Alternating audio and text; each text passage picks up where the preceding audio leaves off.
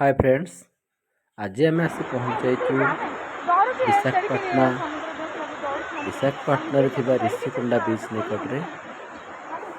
ये बीच को आपण माने आसीपारे। ये बीच टी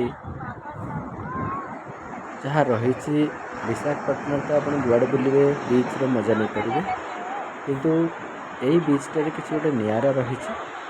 आपण मैंने जितेबाला एठाक आसबे आपण मैंने आसवा पूर्व ये गाधेवाई बोली प्लानिंग करके आसतु।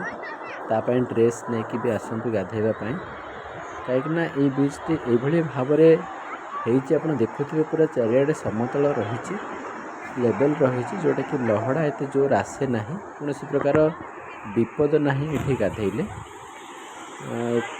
चारिड़े लेवल रही जेहेतु तो समस्ते ये गाधेबार मजा नियंती।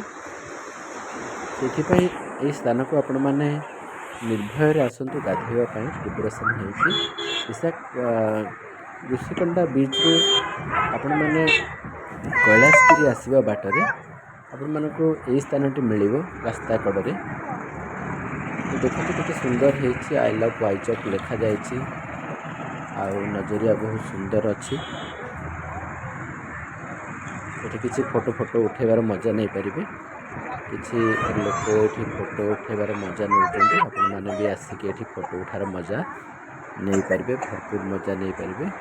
विशाखापाटनार जुआड़े भी जावा आम समुद्र ही पाइबा। तेणु मझे मझे ये स्थान बना जाए, प्लेस बना जाए जो बसवाई फोटो उठेबापी, तो आर मजा भी आम नेबा।